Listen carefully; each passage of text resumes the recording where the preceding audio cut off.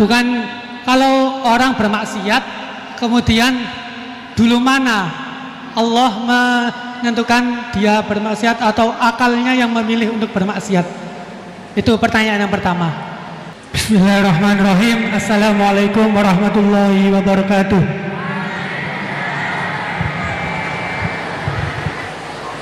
Langsung saja, ngapunten Gus.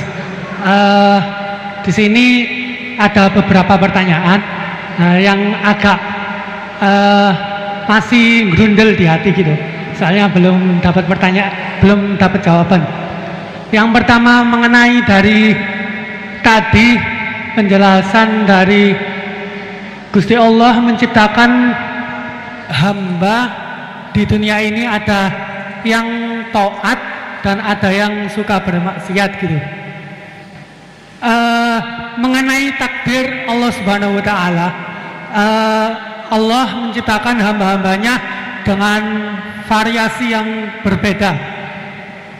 Kemudian manusia diciptakan dengan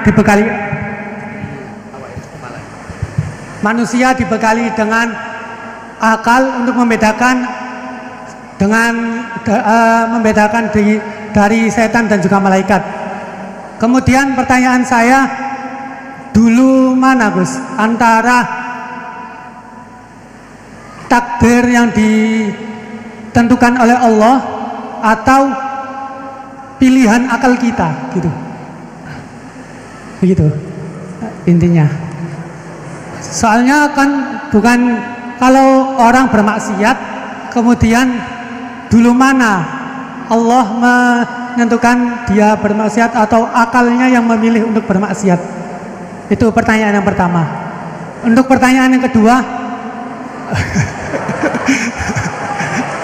ngapunten.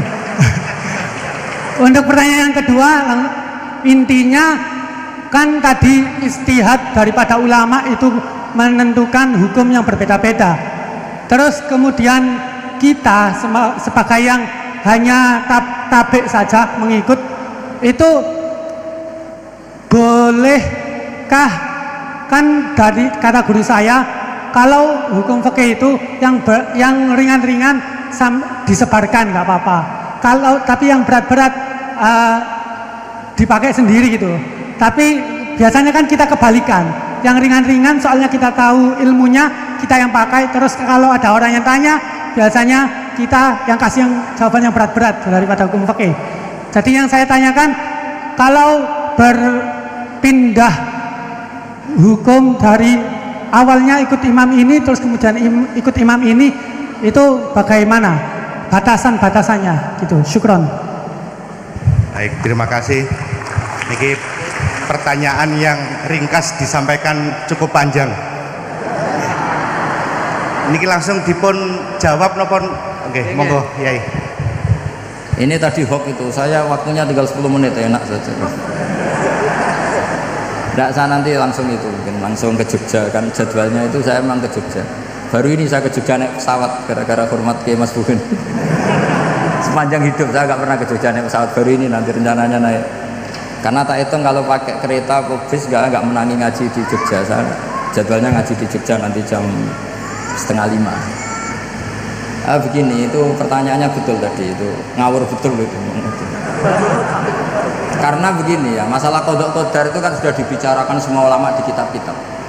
Satu, kita mengikuti ahlul hakikah, idza dzukiral qadar fa'amsiku. Kalau qadha qadar sudah dibicarakan fa'amsiku, kamu harus diam di situ.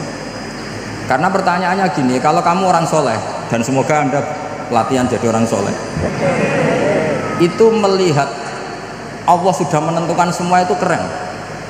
Saya bangga punya Tuhan yang sudah tahu nasib saya kayak apa nanti.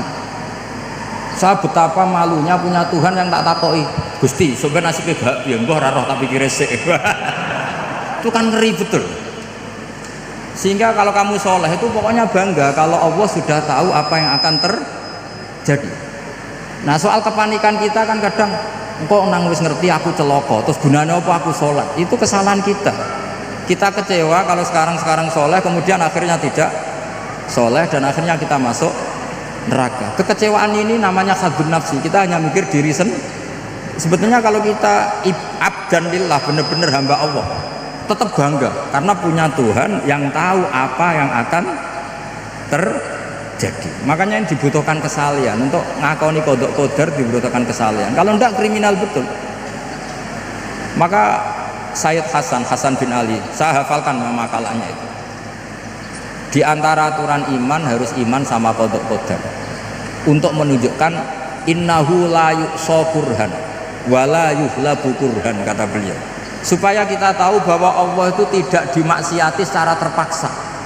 Kamu bisa enggak bayangkan Allah ngeluh gini, sakjane aku rasa seneng maksiat tapi saya bisa berbuat apa?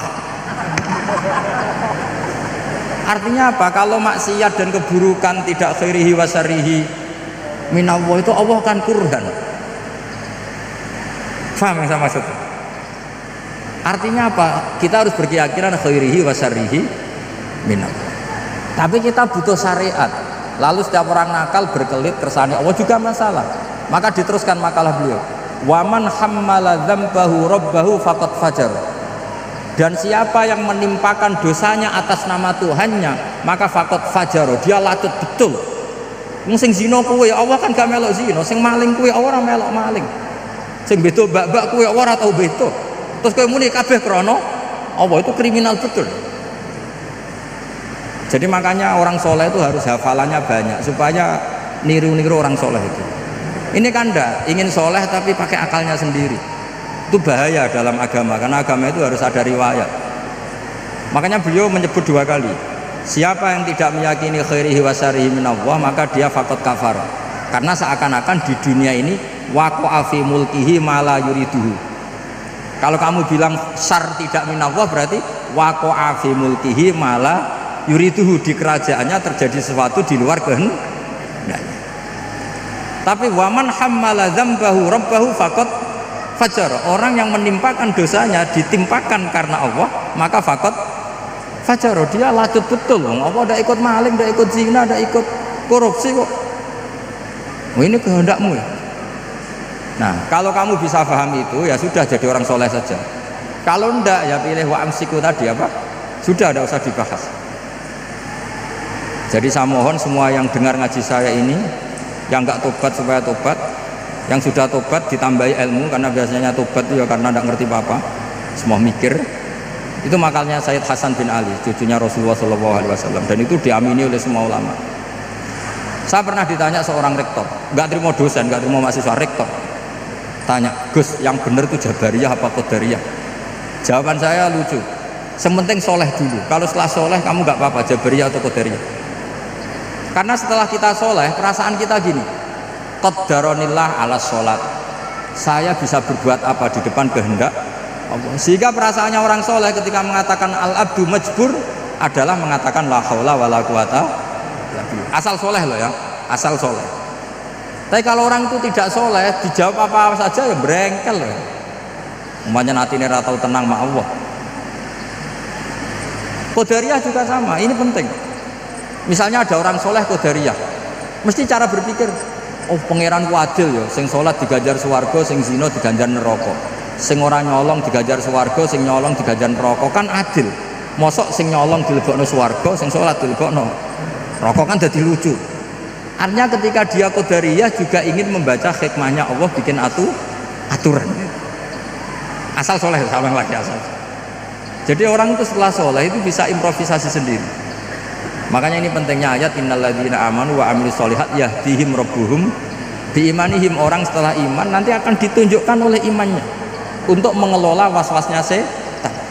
Misalnya saya itu termasuk kiai yang terkenal kalau diundang susah.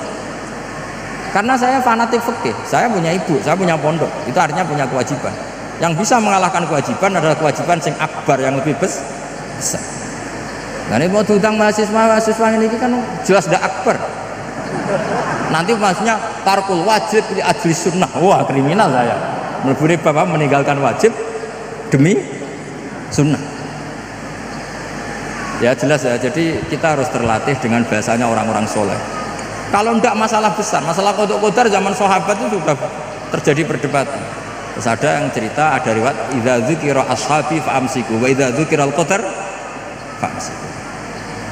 Kedua masalah istihad fikih itu nggak apa-apa, memang dari awal furu'iyah kan, dari awal furu'iyah. Kalau nuruti istihad gini, kalau ada mahasiswa tanya sebaiknya dijawab apa enggak? Mungkin sebagian narasumber sebaiknya dijawab biar marem. Terus sebagian narasumber sebaiknya nggak usah dijawab. Wong mahasiswa ben pinter kok apa-apa takok, gak mandiri. Itu namanya istihad. Jadi kalau furu'iyah itu mungkin sekali. Ya ini saya masih punya waktu 2 menit, masih satu pertanyaan itu hoax tadi yang 50 menit enak.